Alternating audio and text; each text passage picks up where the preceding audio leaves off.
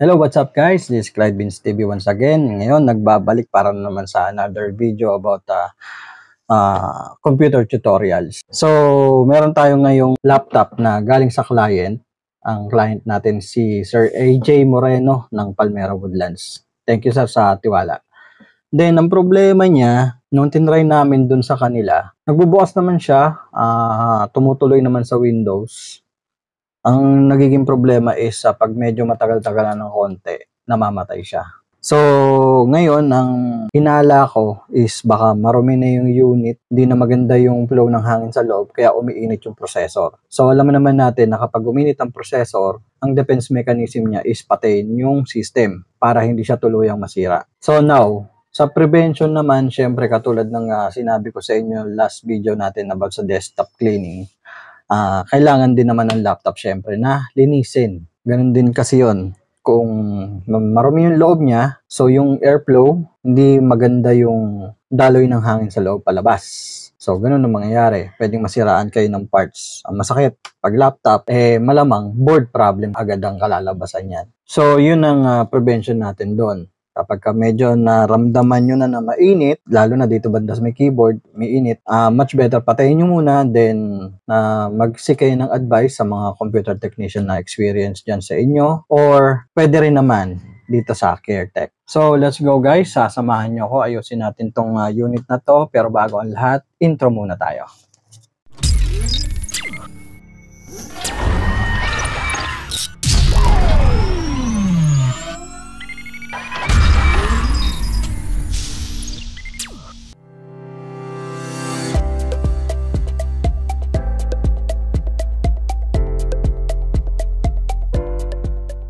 So now guys, papakita ko sa inyo kung ano yung nangyayari.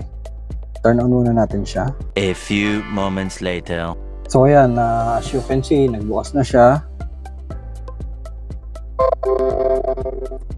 So mga ilang minuto lang mamamatay ito. So antay-antay lang tayong konti. Kaya medyo umiinit na yung buga na ng hangin niya. Ayan na. A few minutes later. Ayan.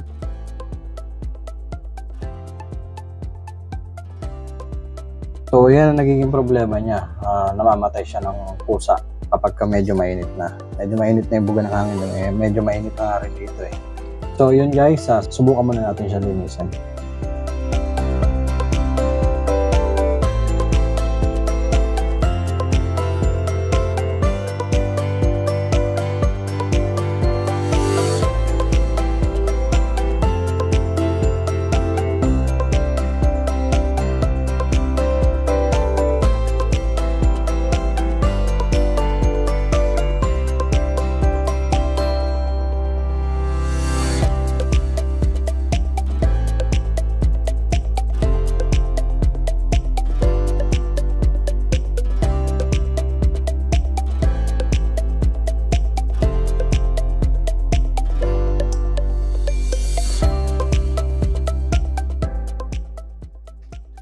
So, ayan guys, kung titignan nyo, matigas na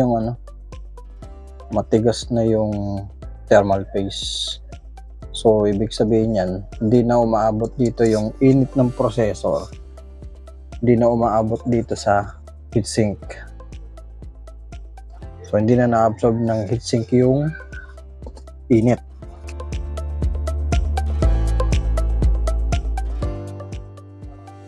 Ano? Titignan mo yung titignan mo yung thermal paste. Tigas na. Hindi na siya cream. At meron pa tayong napansin dito. Kung titignan nyo, kung makikita nyo, etong part na to, meron siyang parang moisture. Baka to.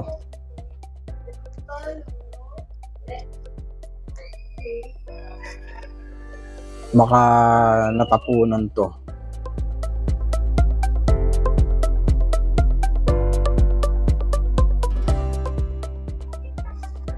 Bali, naubusan tayo ng contact cleaner. So, simutin natin. Sayang, mahal to eh. Okay.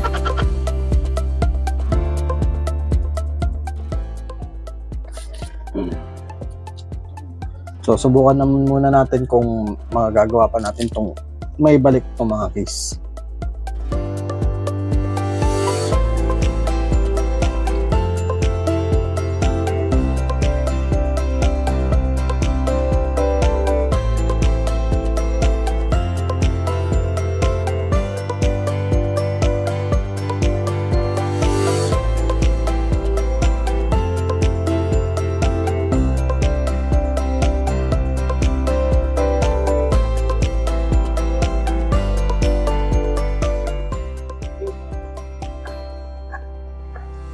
So, no, tapos na natin siya linisin. Assembly na tayo ulit.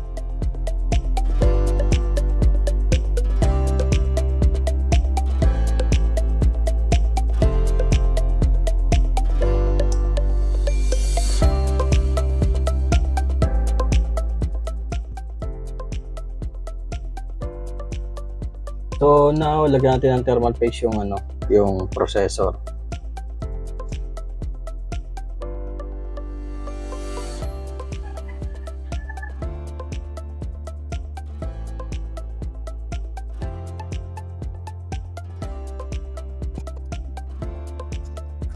So, katulad na sinabi ko sa inyo dati, ang thermal paste siya yung nagpupuno ng gap between the heatsink at saka sa processor.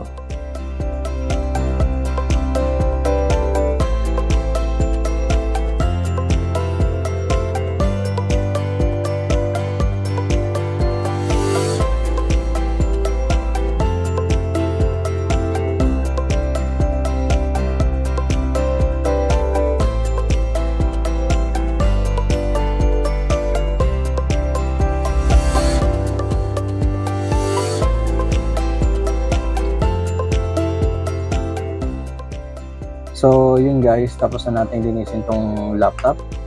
Subukan na natin siya kung magpa-power off ulit siya.